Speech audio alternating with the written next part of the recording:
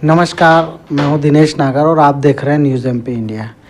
इस समय हम लगातार देख रहे हैं कि विगत 1 महीने और 15 दिन से पूरे क्षेत्र में कुछ गोवंश में, चाहे वो पशु में बैल हो या गाय हो या भैंस हो, जो एक तरह से आवारा घूमते हैं, उनकी मृत्यु होने की बड़ी संख्या में देखने को मिल रहा है। उस पर आज हम बात करने के लिए आए हैं। हमारे पास जो है उप संचालक पशुपालन एवं डेयरी विभाग के उप संचालक हैं AKS भदौरिया सर। सर नमस्कार। जी नमस्कार सर। पहले तो आपका स्वागत है न्यूज़ एमपी इंडिया में। जी धन्यवाद। सर, अभी देखने में ये आया कि लगातार जो मवेशी है, जो एक तरह से हम उनको आवारा तो नहीं कह सकते, लेकिन निराश्रित मवेशी है, उनकी मौत हो रही है। इसका एक बड़ा कारण क्या समझ में आता है?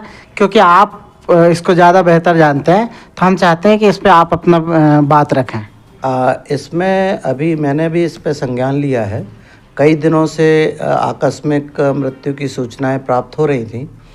तो जो गौवंश मृत होता है, तो ये जो जिसको ठेका मिला हुआ है, उस गौवंश की डेड बॉडी को ले जाकर वो एक स्थान पर एकत्रित कर देते हैं और वहाँ पर सम्मानपूर्वक उनका डिस्पोजल करते हैं। तो मेरे मन में आया, कई लोगों से सूचनाएं मिली थी कि इनका पोस्टमार्टम करा के हम ये तह तक पहुँचेंगे कि आखिर क्या कारण है कि आकस्मिक मृत्यु हो रही है। मुझे जो डॉक्टर्स की टीम हमने गठित की थी, 3-4 डॉक्टर्स उसमें थे शामिल। इन्होंने जाके पोस्टमार्टम किया और डिफरेंट सैंपल भी लिए हैं, जिनको हम लोग DI लैब प्रयोगशाला जो है हमारी भोपाल में राज्य स्तरीय पशु प्रयोगशाला, वहाँ पर सैंपल भेज रहे हैं। डॉक्टर्स का मत है कि ये गर्मी के कारण जो बासा बचा हुआ जो भोजन कर ले रहे हैं गौवंश, चाहे वो नंदी हो या अन्य गौमाता है, और वो जो सड़ा हुआ भोजन है उससे इनके पेट में जो है जहर उत्पन्न हो जाता है, विषैला हो जाता है वो भोजन, और इस कारण से फिर उनको गैस बनती है और सांस लेने में तकलीफ़ होती है, और इस कारण से अंततः मृत्यु हो जाती है। तो मेरा ऐसा मानना है, समाज में इसमें जागरूकता लाई जाए, और जो संचालक हैं इसके मैरिज हॉल के, इनको थोड़ा सा कहना पड़ेगा कि ये अपने जो बचता है भोजन, उसको सही जगह पर डिस्पोजल करें। इधर उधर पन्नी में भर के जब थैलियों में बाहर सड़क पर फेंक दिया जाता है, तो जो निराश्रित गौवंश है बेचारा पशु, वो इसको खा लेता है भूख के कारण, और फिर इस तरह की घटनाएं घटित होती हैं। तो डॉक्टर साहब, ये एक बड़ी बात निकल के आ रही है कि कहीं ना कहीं हम जश्न मनाते हैं, शादी विवाह करते हैं, और उसमें जो भोजन बचा है उसको अगर हम खुला छोड़ दें या फिर पन्नियों में पैक करके कहीं ऐसी जगह विधिवत उसको मतलब एक तरह से नष्ट नहीं करें और उसको खुला छोड़ दें, तो ये तो बेजुबान पशुओं की बहुत बड़ी मौत हो रही है और बहुत बड़ा कारण हो सकता है। तो हम इसमें ये चाहेंगे कि आप अपने तरफ से समाज को क्या संदेश देना चाहते हैं? देखिए, इसमें सभी हम लोग समझदार हैं कि कोई भी बासा भोजन यदि मनुष्य करे या पशु करे, वो विषाक्त हो जाता है। उसको खाने से शरीर में अनेक बीमारियां पैदा होती हैं। जैसे सबसे पहले अफरा होने लगता है पेट में। आपको पता है कि गौवंश हो चाहे अन्य भैंसें हों, ये जो क्लोवन फुटेड एनिमल्स होते हैं, इनके अंदर 4 पेट होते हैं। तो र्यूमन होता है, रेटिकुलम होता है, ओबेमेजम होता है, ओमेजम होता है। तो इसमें होके जाता है। तो जैसे ही अंदर जहरीला भोजन जाता है तो इनको गैस बनना शुरू हो जाती है। जब गैस बनती है तो ऊपर आती है, सीधे हार्ट को प्रेस करती है, तो उस कारण से इनको मृत्यु का सामना करना पड़ता है।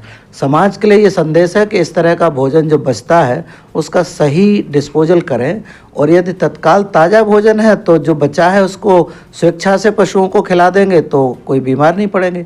ये रात को जब बहुत सारा भोजन बचता है शादी पार्टियों में, तो ये इकट्ठा करके जो टेंट हाउस वाला है इकट्ठा कहीं नाले में या किसी सड़क के किनारे फेंक देता है और वो जहरीला हो जाता है, और जब ये गौवंश खाता है तो उनको मृत्यु का मुंह देखना पड़ता है।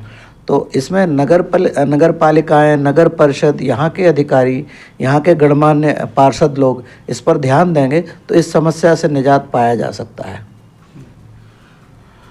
तो ये थे डॉक्टर भदौरिया जी, जिन्होंने एक तरह से बहुत ही सार्थक पहल भी की है और बात भी बताई है कि जिस तरह से हम बेजुबान पशुओं की मौत का एक बड़ा कारण सामने आया है कि हमारा बासी बचा हुआ जो भोजन होता है उसको अगर हम सही तरह से निपटान कर दें, उसका सही तरह से या तो ज़मीन के अंदर दबा दें या उसको जब तक ख़राब नहीं हो तब तक हम कई टुकड़ों में मवेशियों को इनको खिला सकते हैं। लेकिन अगर वो बदबूदार हो गया है या एक तरह से वो बासी हो गया है तो उसको बेजुबान पशुओं को कतई नहीं डालें, तो इससे वो मौत के घाट उतर रहे हैं। कैमरामैन राहुल सूर्यवंशी के साथ दिनेश नागर की रिपोर्ट। नमस्कार, मैं हूं दिनेश नागर और आप देख रहे हैं न्यूज़ एमपी इंडिया। इस समय हम हैं इछावर के नगर परिषद कार्यालय में, जहां मुख्य नगर पालिका अधिकारी धर्मराज यादव जी हैं। हम उनसे बात करते हैं क्योंकि उन्होंने स्वच्छता को लेकर अभी पॉलीथीन मुक्त इछावर को लेकर मोर्चा खोल रखा है, उस पर भी बात करेंगे और कुछ अन्य चीज़ें भी हैं जो जिस पे उनकी राय लेना है।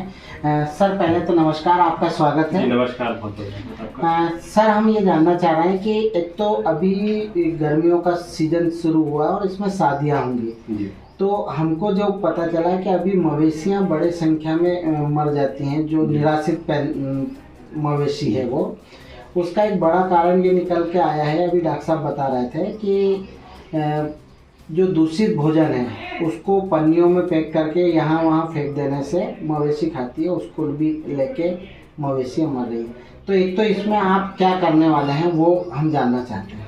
जी, इसमें हमारी कोशिश है कि जो लोग अपने जो घर के अंदर से जो कचरा फेंकते हैं उसमें जो गीला कचरा है और जो सूखा कचरा है इसको स्पष्ट रूप से अलग अलग तरीके से संग्रहित करें और इसको पन्नियों के अंदर ना रख के फेंकें, क्योंकि पन्नियों के अंदर जो भोजन आ जाता है तो उससे क्या होता है कि जो गाय है या फिर जो अन्य जो भी मवेशी है उसको खा लेते हैं तो वो उनके अंदर एक चौक कर देता है और जिनसे उनकी मृत्यु हो जाती है। तो इसमें हम अपेक्षा करते हैं कि जो लोग हैं वो अपनी तरफ से पहल करें और जिससे कि हमारा भी जो पूरा इछावर शहर है वो स्वच्छ भी रहेगा और पूरा स्वस्थ भी रहेगा।